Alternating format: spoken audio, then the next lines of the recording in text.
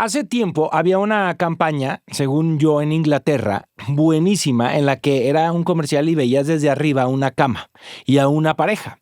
Una persona de esa pareja estaba tapada con la colcha y la otra estaba destapada. Típico conflicto entre parejas, ¿no? Y entonces un súper decía, ¿tú sabes cuáles son los problemas que tienen las parejas homosexuales? Y entonces uno de esos personajes, en este caso un hombre, jalaba la colcha para cobijarse y destapaba al otro personaje y descubrías que era otro hombre. Y el súper respondía, los mismos que las parejas heterosexuales. ¿Por qué es importante contar historias LGBT en la ficción y básicamente en la realidad? De eso vamos a hablar hoy, porque hoy es martes, martes de mártires.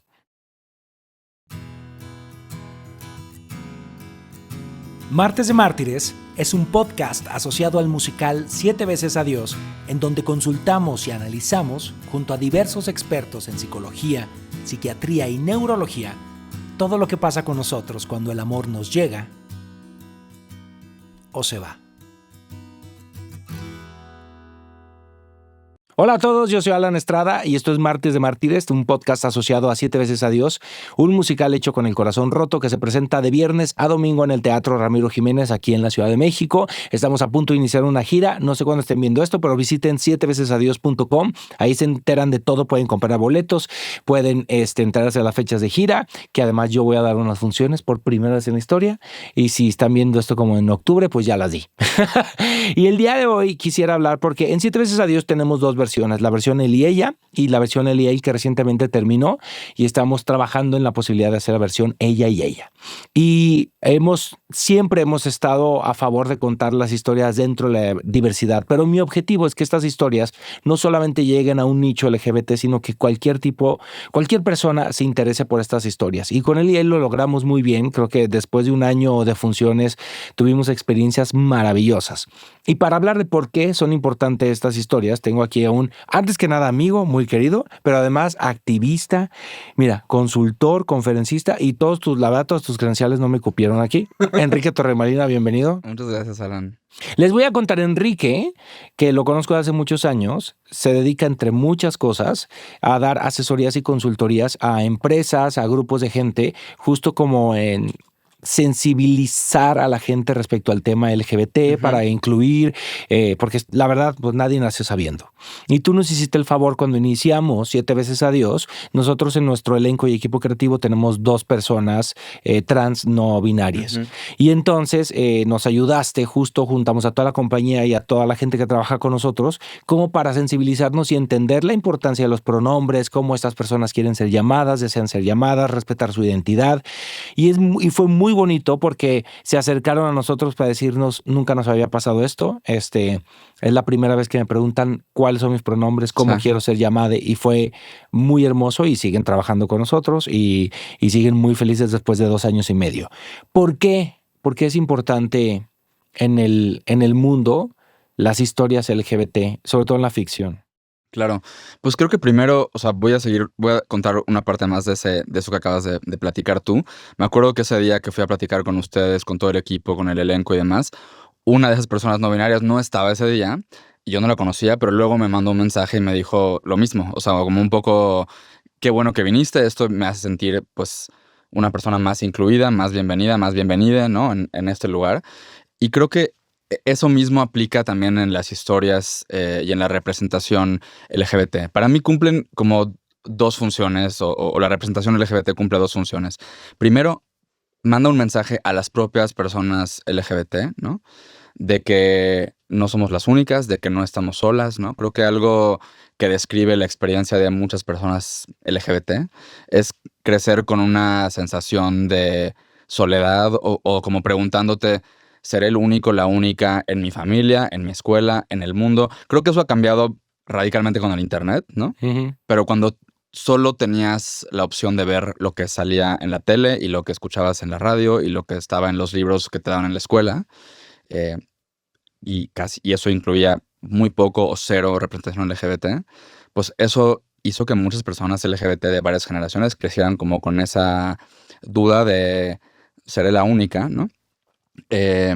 Y creo que por otro lado, al público o a la sociedad más en general, le mandan un mensaje muy positivo y que contribuye a cambiar la opinión pública hacia las personas LGBT. Y aquí hay un dato que a mí se me hace muy revelador de cómo funciona esto. Hay una organización en Estados Unidos, GLAAD, que se dedica pues a trabajar para que mejore la representación LGBT en los medios, no solo en Estados Unidos, sino en el mundo, ¿no? Trabajan también mucho en América Latina. Y tienen un estudio de hace varios años que muestra que hay 2 factores que hacen que una persona cambie su actitud hacia la comunidad LGBT, ¿no? El primer factor es conocer a alguien que es LGBT, tener a una persona en tu familia, en tu círculo de amigos, en tu oficina. Conocer de cerca a una persona LGBT hace que cambies esa actitud, que retes los estereotipos que tienes, etc. Pero el segundo factor de cambio es ver a personas LGBT en los medios. Incluso la mala, vamos a usar, ¿no? Vamos a decirlo de esa manera, la mala representación o la representación incompleta o la representación como muy estereotipada es mejor que cero representación, ¿no? Y representación aplica para lo que vemos en los noticieros, en las telenovelas, en la publicidad, como el ejemplo que acabas de dar, en el teatro. Y lo que eso genera es que, pues, un poco vayamos viendo diferentes formas de ser LGBT, porque también eso es lo que pasa de pronto, que conocemos a una persona gay, a una persona trans, y creemos que así son todas las personas gays o que son todas las personas trans. Con lo positivo, con lo negativo, con lo que se acerca a los estereotipos, con lo que no. Entonces, a grandes rasgos, eso es la importancia de la representación. A mí me gustaría hacer una invitación así directa a la gente que nos ve y nos escucha, a que le manden este podcast a alguna persona que ustedes conozcan, que a lo mejor tiene algunos rasgos homofóbicos o que a lo mejor piensa o desdeña las historias LGBT, porque a veces, y me consta, la gente a veces en secreto o a lo mejor en la intimidad de su casa, cuando nadie los ve, se pone a ver una serie o una historia que le cambia la perspectiva. Y también pensar, todos, independientemente de tu orientación sexual, si pueden recordar cuál fue la primera vez que vieron una representación LGBT en los medios y en la ficción. Y si esa representación les parece digna o estereotipada o positiva. Claro. Yo creo que con el tiempo ha cambiado un montón, ha cambiado mucho. Pero al final hay una diversidad dentro de la diversidad, ¿no? O sea, hay muchos tipos de historia.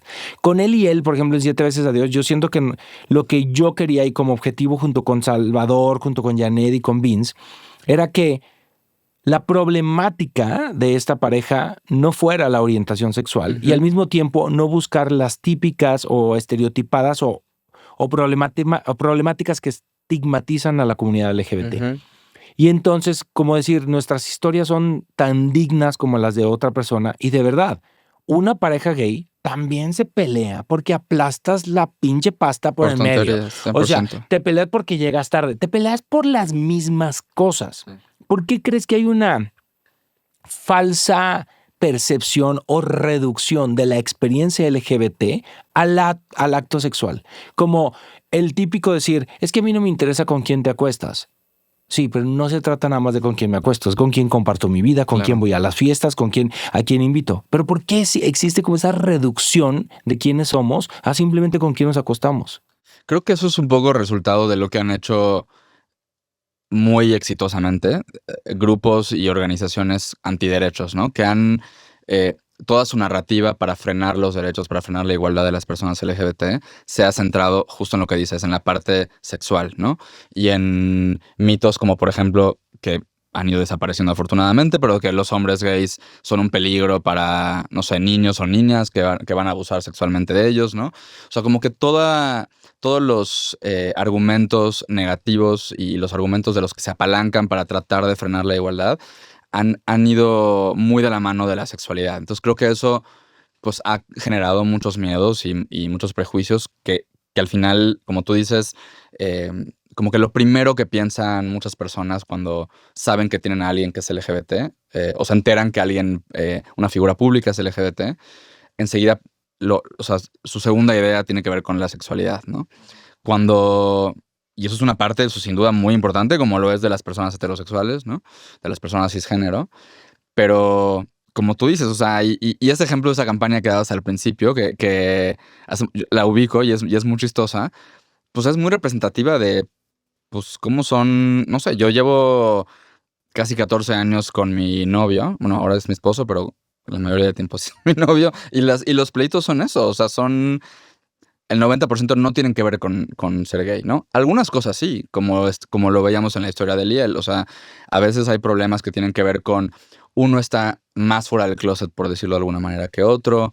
La vergüenza. La vergüenza, como los procesos que cada quien ha caminado para aceptarse más o aceptarse menos, ¿no?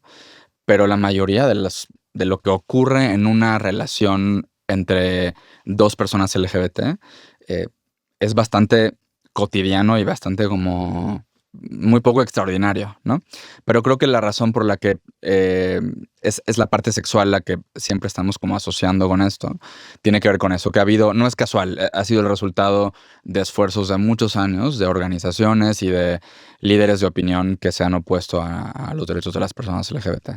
Pues si usted piensa eso, si reduce la experiencia LGBT únicamente a con quién nos acostamos, estaría en un error gigante. Porque al igual que la gente heterosexual, la experiencia de con quién compartes tu vida, con quién obviamente compartes la cama, pero también la pasta de dientes, la junta familiar, eso es exactamente igual.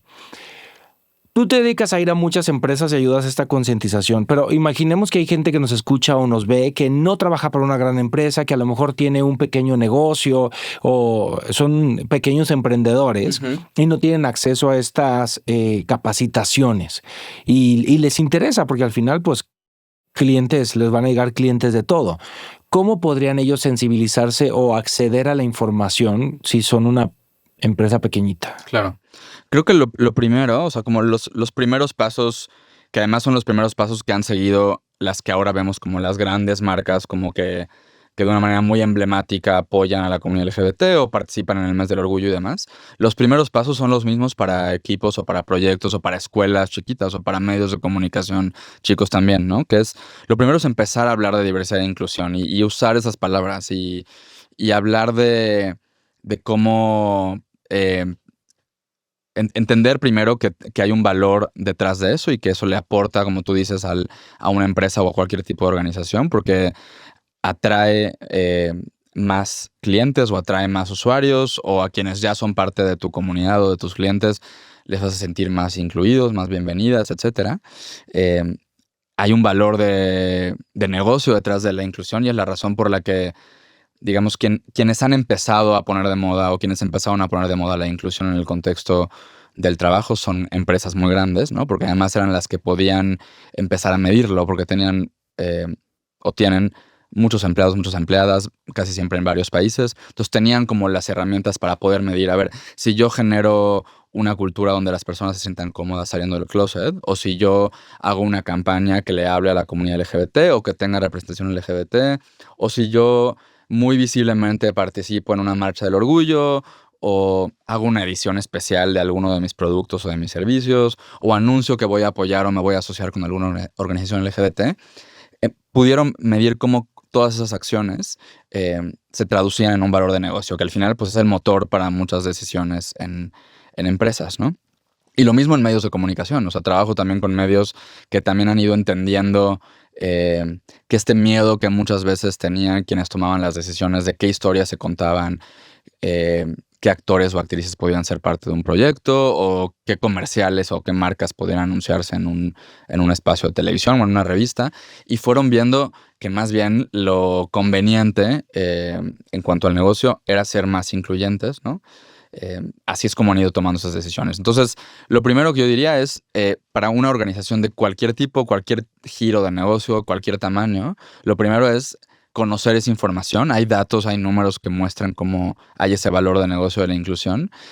Y eso te puede servir además, digamos, si no eres, por ejemplo, el dueño, la dueña o el encargado de tomar esas decisiones, pero quieres tratar de convencer a otras personas en tu empresa o en tu organización de que lo hagan, presentar esa información y decir, mira, lo están haciendo, no sé, si somos un taller mecánico, si somos una escuela chiquita, puedes mostrar lo que hacen grandes universidades o lo que hacen empresas de coches mucho más grandes, ¿no? Pero como alguien en tu misma industria. Creo que otra cosa importante es destinarle algún tipo o de presupuesto, o si no hay algo de presupuesto, destinar como la responsabilidad a alguien en ese equipo que sea quien vaya como llevando la batuta de promover la diversidad y la inclusión. Que no se vuelva una cosa que está en manos de quien sea, porque entonces eso difícilmente va a avanzar, ¿no? Y por último, creo que otra cosa muy importante para empezar es preguntarle, en este caso, hablando de personas LGBT, a personas LGBT que sean parte de tu equipo o que sean parte de tu comunidad, de tus clientes y demás, ¿qué podemos hacer diferente en este lugar para que tú tengas una mejor experiencia como colaborador de ese lugar o como usuario o como cliente, ¿no? Eh, y como ir documentando y sistematizando esa información, ir midiéndolo. Tratar el tema de la inclusión como tratas cualquier otra cosa que mides en tu organización o en tu negocio. Hay una frase que usan mucho los antiderechos que dice go woke, go broke, ¿no? O sea, Ajá. sé progre y vas a quebrar. Es decir, justo es lo contrario de lo que tú estás diciendo, de Sí. no se vuelvan inclusivos, no se abran a la diversidad, porque si no es la catástrofe para tu empresa. Pero la estadística dice lo contrario, ¿no? Sí. Creo que uno puede construir el argumento de lo que sea si usas ciertos datos de manera Sí, claro, como estratégica y lo manipuladora. manipulas, ¿no? Entonces, claro que hay ejemplos de cosas que no han salido bien, que tenían como, digamos, la bandera de la inclusión o de la comunidad LGBT como por delante, 100%, ¿no? Eh, pero estadísticamente, como tú dices, o sea, por algo se ha vuelto una tendencia y por algo es algo, además, que ha cambiado en países como el nuestro de una forma tan acelerada. O sea, hace menos de 15 años fue la primera vez que, por ejemplo, una marca, un grupo de empleados de una empresa participó en la Marcha del Orgullo LGBT con el logo de la marca de manera visible. O sea, es algo muy reciente. Y fue una empresa que lo hizo sola ese año. Y 10 años después ya eran casi 100 las que estaban participando. Por usar el ejemplo del el espacio de la marcha como un ejemplo, ¿no? Eh, pero lo que ha hecho que esto avance de una manera tan acelerada es, por un lado, esto que hablábamos, ¿no? De que sí hay un valor de negocio. Y por otro lado, creo que también porque ha habido un cambio cultural más allá de las empresas que también le ha ido mandando el mensaje a todos estos negocios de ahora lo que te conviene es esto. Porque muchas de esas empresas también, Alan, han pasado en pocos años de ser la empresa que decía, qué miedo que el mundo sepa que aquí trabajan personas LGBT o qué miedo vincularnos con una figura pública LGBT para una campaña, a nos urge que todo el mundo sepa que somos pro LGBT. Y ese cambio, que ha sido algo bastante rápido, es resultado de que hay un cambio cultural y las empresas están atentas a eso y están viendo, ok, la opinión pública ya cambió, entonces ya podemos decir, miren, no lo sabían ustedes, pero hace 3 años que en este banco tenemos un comité de diversidad e inclusión o tenemos una red de empleados LGBT, ¿no? Eh, que es otro camino que también siguen muchas compañías, que primero lo hacen de manera interna y luego ya se animan a decirlo públicamente, ¿no? Entonces, pero volviendo a tu pregunta, sí, o sea, claro que hay ejemplos donde las cosas han salido mal, como en cualquier otro tema, ¿no? Eh, pero la tendencia muy contundentemente lo que muestra es que ser más incluyente es redituable de manera externa, pero también de manera interna, ¿no? Si tienes a empleados que no están gastando energía en estar en el closet o en cuidar cómo piden un permiso de pronto para faltar un día porque tienen un asunto personal que si lo dicen involucra salir del closet, pues significa tener a empleados o empleadas que están comprometidos con su chamba y que solo están dedicando su energía y su productividad a la empresa, ¿no? La pregunta del millón, ¿existe la inclusión forzada?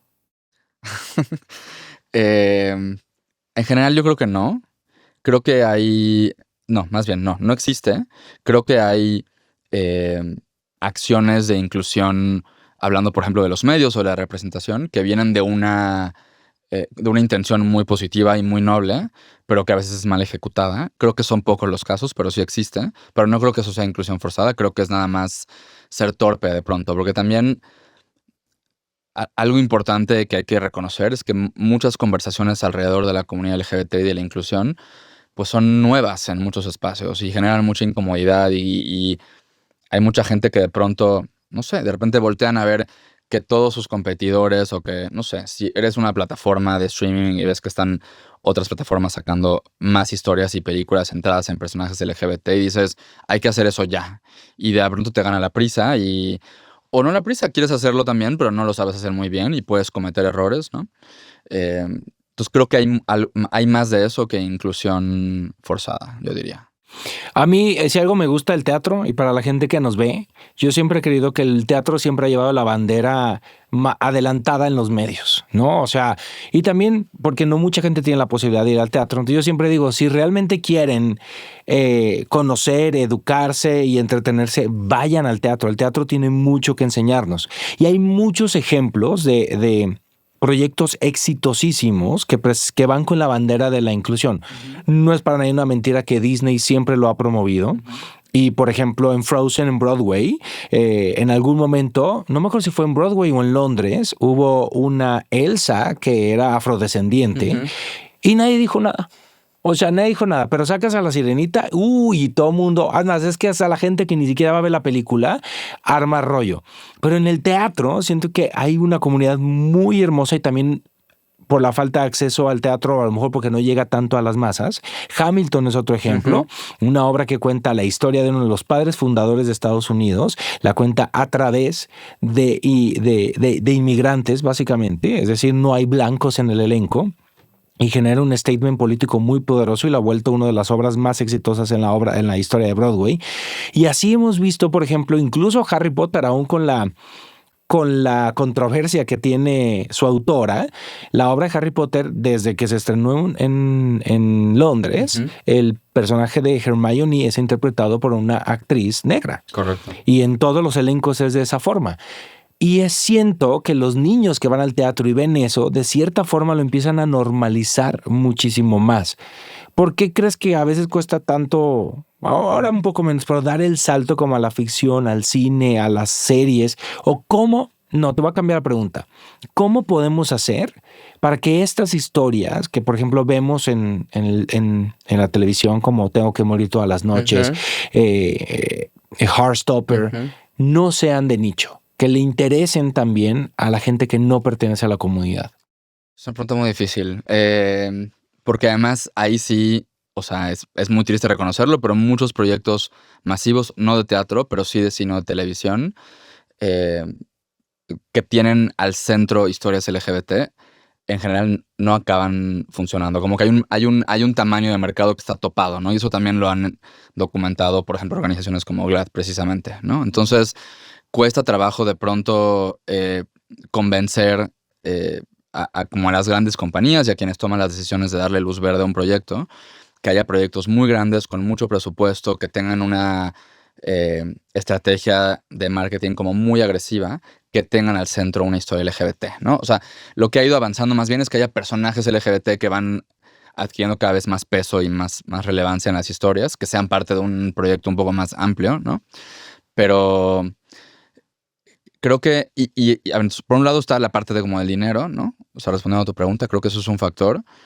Y creo que otro es que pues sigue habiendo todavía miedo. O sea, un miedo en buena parte también no fundamentado. O sea, un miedo a la gente no va a querer ver esto o le va a huir a esto. O si es algo para niños o para niñas, si es algo para público infantil, no va a pegar, ¿no? Porque todo lo que sea como audiencias infantiles y LGBT, la gente todavía le sigue teniendo un poco de miedo, ¿no? Por ahí hay excepciones, ¿no? No sé, hay cosas como Plaza Sésamo, por ejemplo, que han sido como muy abiertos a hablar de temas LGBT y les ha funcionado muy bien. Y creo que también hay otro factor que es el al que yo le apuesto más o al que le tengo más esperanza, que es como el cambio generacional. O sea, estamos, digamos, las personas que crecimos con un poquito más de ejemplos de historias LGBT y más referencias LGBT, y la gente más joven que nosotros, ¿no? Que va a ir poco a poco como incorporándose como al mundo laboral y van a ser quienes decidan qué historias se cuentan y cuáles no, y van a ser quienes escriban esas historias y quienes decidan esos castings, como los ejemplos que tú dabas, pues son personas que están creciendo con una experiencia como más positiva, que tal vez van a salir del closet más jóvenes. Y creo que van a llevar toda esa experiencia de vida a las historias y al trabajo que cuenten y a las decisiones que tomen de, pues sí, vamos a apostar porque ahora la película de, no sé, de Disney o de Marvel o lo que sea de este verano tenga a un personaje LGBT al frente y que no sea algo sugerido, que sea algo muy, muy claro, ¿no? Internet, pero a lo mejor no tienen acceso al teatro o a ciertas películas.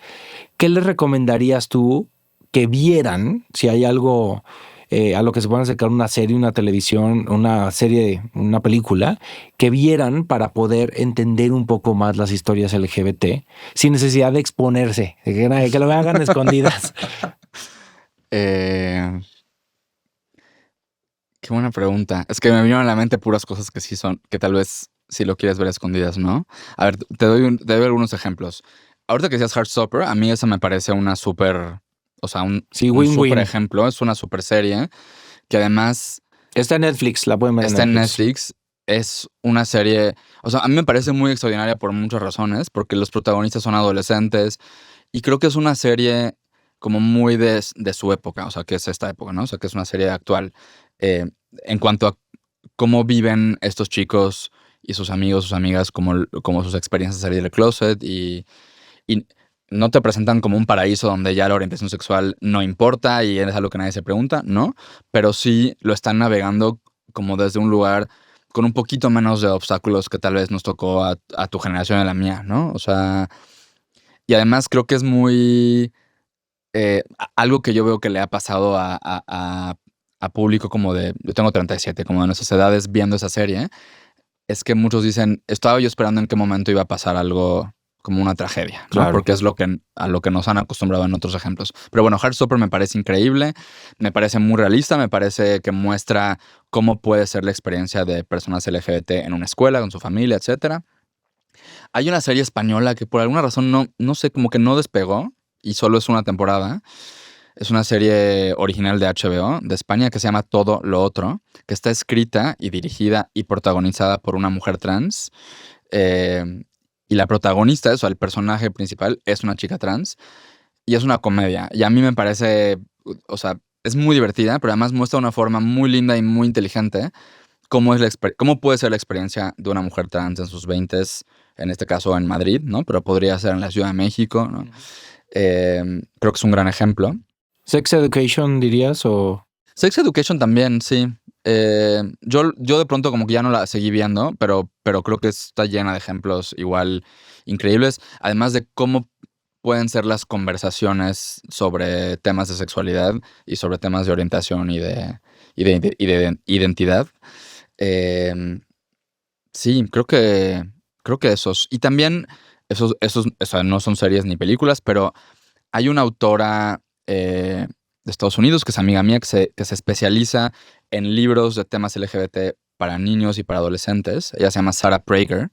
eh, y tiene un par de libros ilustrados, porque son para audiencias infantiles, sobre personajes LGBT de la historia, ¿no? Pero llega hasta personajes muy recientes.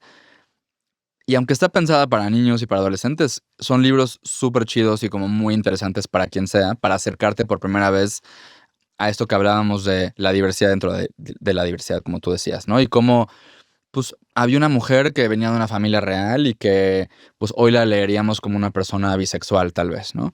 Y a lo mejor no sabías que la persona que inventó tal cosa que usas todos los días es gay o es lesbiana o es trans.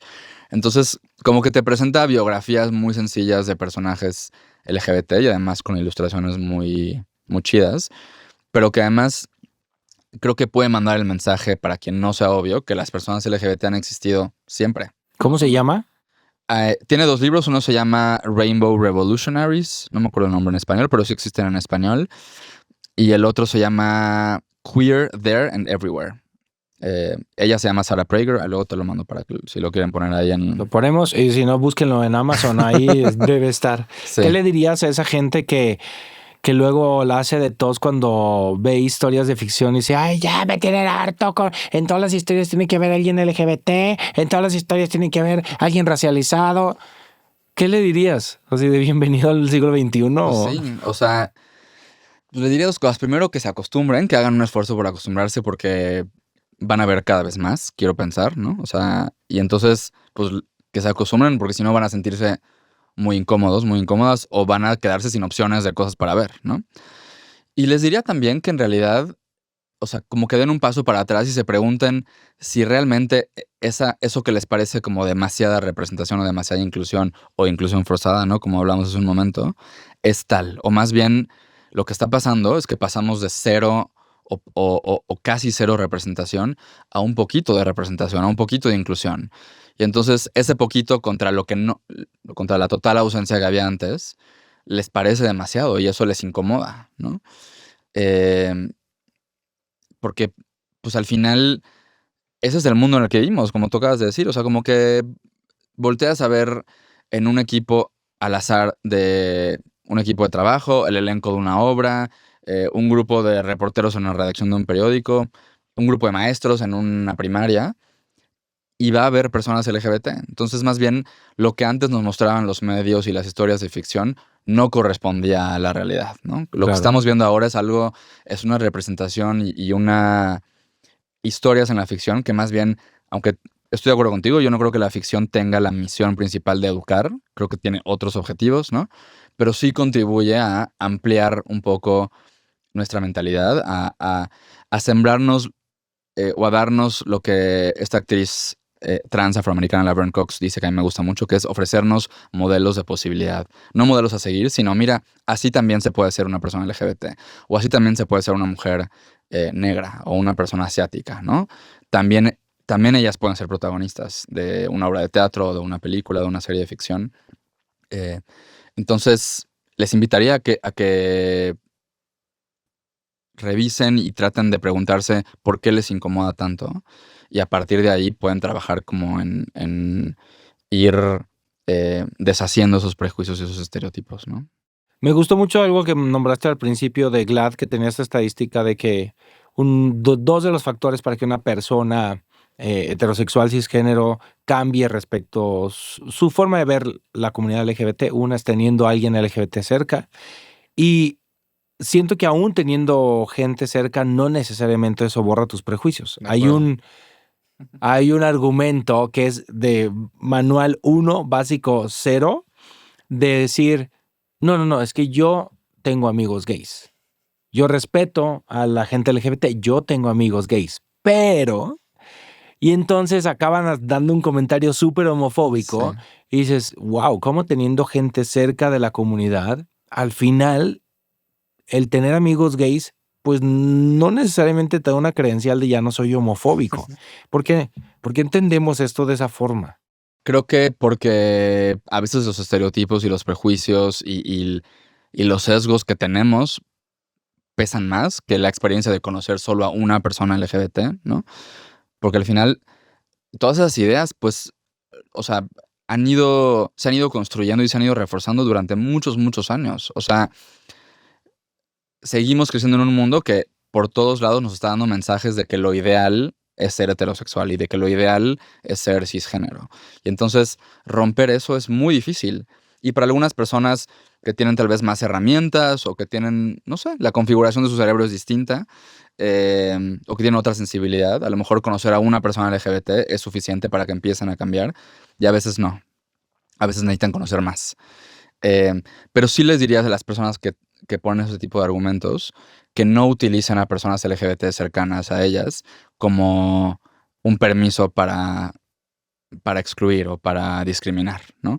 Me acuerdo una vez en una clase de debate en la universidad, tenía una compañera, hicimos un ejercicio de debate sobre matrimonio igualitario y esa chava decía, no, es que yo estoy en contra del matrimonio igualitario porque yo tengo un amigo que es gay y él no se quiere casar. Yo le decía, bueno, está muy bien, el matrimonio igualitario no es para obligar a que tu amigo se case, es para que tenga la opción, pero me acuerdo que como que ahí dije, no utilices a una persona LGBT que quieres como el escudo o como el sello para decir, ya puedo decir lo que sea porque me avala mi amistad o me avala el hecho que tengo una hermana lesbiana o algo así, ¿no? No hagan eso. Yo tengo una teoría, así que he desarrollado una teoría respecto a la ficción y a la representación LGBT en la Ujú. ficción. Y siendo que durante muchos años la comunidad LGBT era representada en la ficción como un estereotipo y éramos como el bufón. Sí, Entonces éramos aceptados en los medios de entretenimiento por divertidos. Al final, gay viene de la palabra alegre, ¿no? O correcto. sea, y entonces mucha gente vio no solamente a los hombres gays, sino a toda la comunidad de los drags y eso como un mero entretenimiento. Y aquí es donde yo creo que tiene que ver el privilegio. Ujú. Tú ya me corregirás. Que siento que cuando mucha gente empezó a ver que dejamos de ser mero entretenimiento, para ponernos en el mismo lugar que tú dices, en la línea frontal, Sí. ahí es donde saltaron. Sí. No, no, no, no, no. Es que el gay tiene que ser un personaje secundario, no puede ser el protagonista. ¿Y qué crees? Sí, sí, sí puede ser el protagonista. No, no, no. Y es que, ok, la drag que nos entretenga, pero no, no, no. No puede ser el hilo principal de la historia. Sí. Y es no. Hoy por hoy hay muchas historias LGBT que son las principales. En Siete veces a Dios tenemos un personaje, para quien no lo ha visto, que representa el amor, ¿no? Entonces, desde un principio yo siempre quería que ese personaje fuera interpretado por alguien de la comunidad, aunque no siempre ha sido interpretado por alguien de la comunidad. Hemos tenido personas cisgénero heterosexuales que lo han interpretado. Pero el día de hoy tenemos una actriz trans que lo interpreta, ¿no? Y que lo ha hecho durante 2 años y medio y que la gente ama. Pero yo aún así me haría la pregunta, ¿qué pasaría si ese personaje da el salto a la historia principal y deja de ser la persona que narra nuestra historia? ¿Estamos listos? Yo creo que sí estamos listos y creo que estaremos más listos mientras más, o sea, ahí sí tenemos que hacerlo y tenemos que acostumbrar a la gente a que esté lista, ¿no? Y más bien, incluso como darles el beneficio de la duda, es decir, que vuelvo a esto que decía hace rato del miedo que han tenido históricamente como las personas que toman decisiones de qué historias se cuentan, qué personajes van teniendo más capítulos en una novela o van teniendo menos. Es darle el beneficio de la duda a tu audiencia, a tu público y no asumas que son tontos o que son ignorantes o que son homofóbicos. Preséntales las historias y a lo mejor te vas a sorprender, ¿no? Y creo que le acabas de dar a la clave de por qué para muchas personas es tan incómoda la inclusión LGBT que cada vez va creciendo más, que es que históricamente los personajes de nuestra comunidad han sido el accesorio, ¿no? El mejor amigo, la persona que está ahí para hacer reír, El y ese es su patiño. rol, ¿no? Ujú. Y hemos visto que también ese es el rol.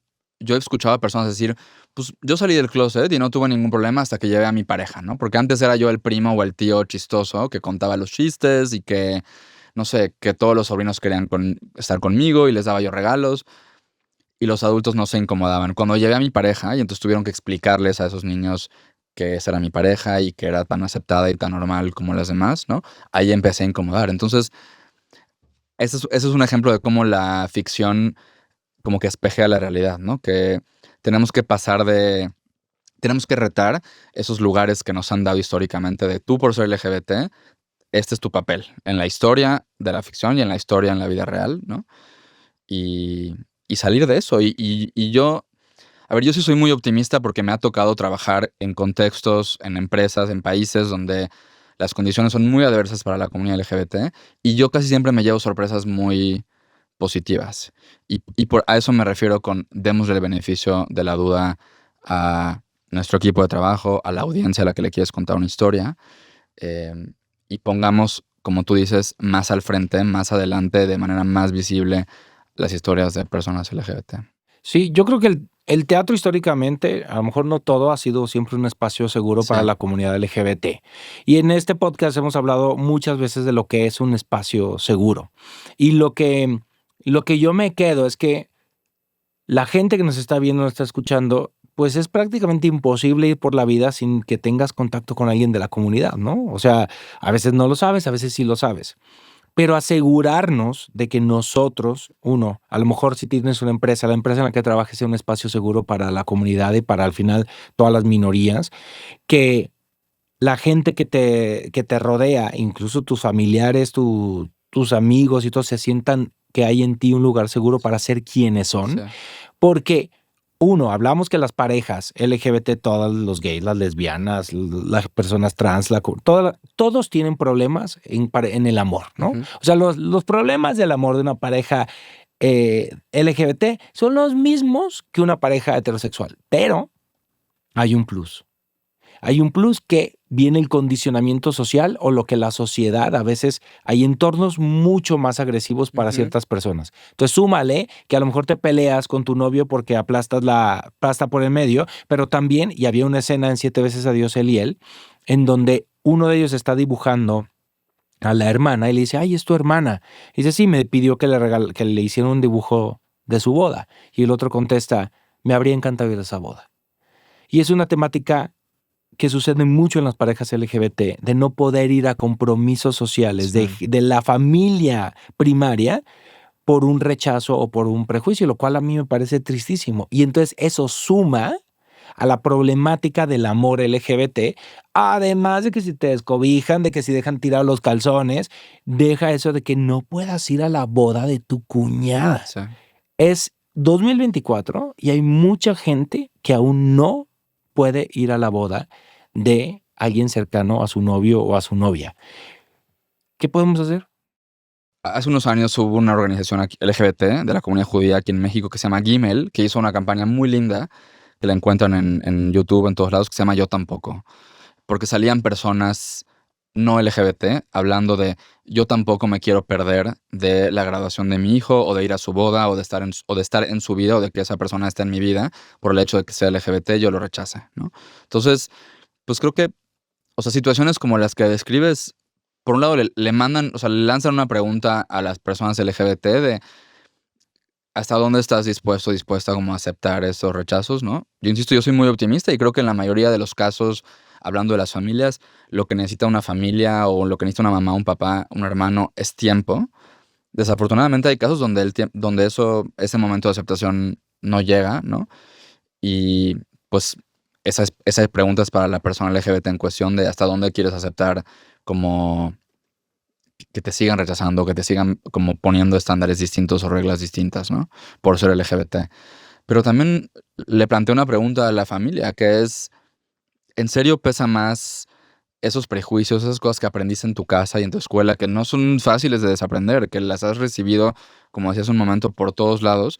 Eso pesa más que el amor que le tienes a tu hijo, a tu hermana, a tu primo, a tu mamá, o sea, a la persona LGBT cercana a ti, ¿no?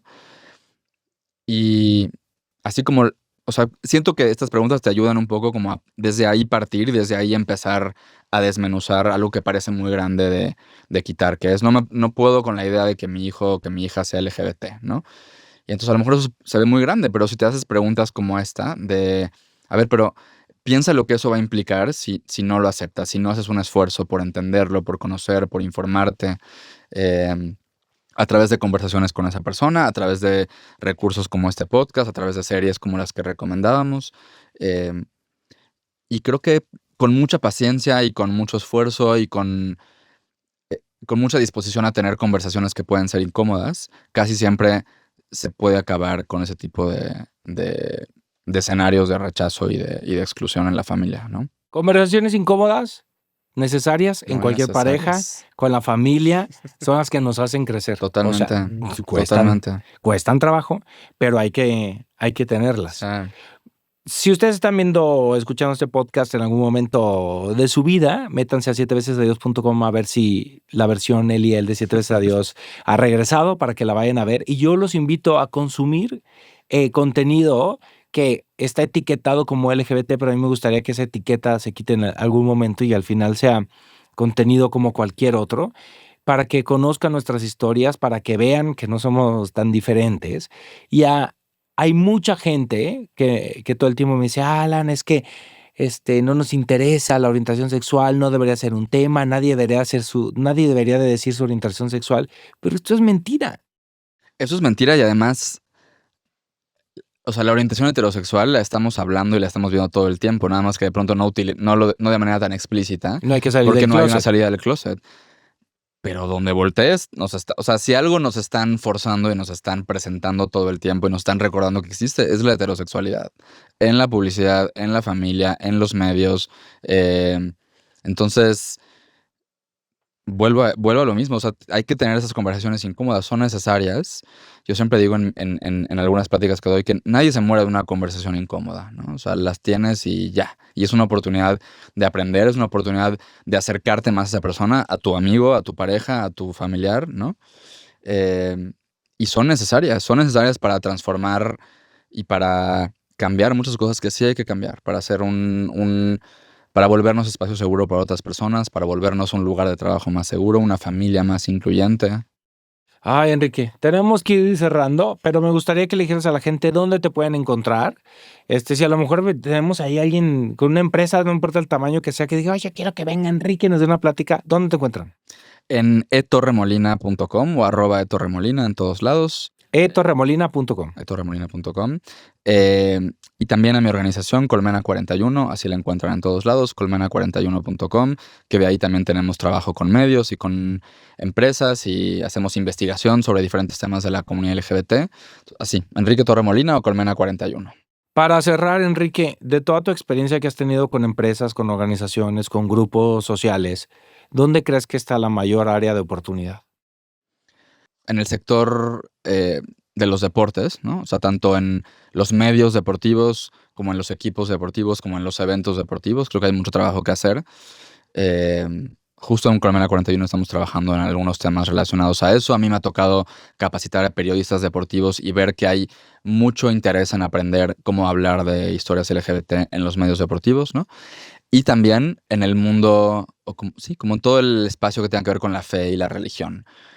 Para esos dos lugares es donde veo que hay más obstáculos, pero también, insisto, soy muy optimista porque veo como también hay muestras muy claras de avance y de más inclusión, ¿no? Hay cada vez más grupos en diferentes religiones que están abriéndole la puerta a la inclusión y que están diciendo, tenemos que volvernos un espacio seguro para las personas LGBT. Ser LGBT y tener una fe cristiana, musulmán, judío, lo que sea, no está peleado con una cosa con la otra, ¿no?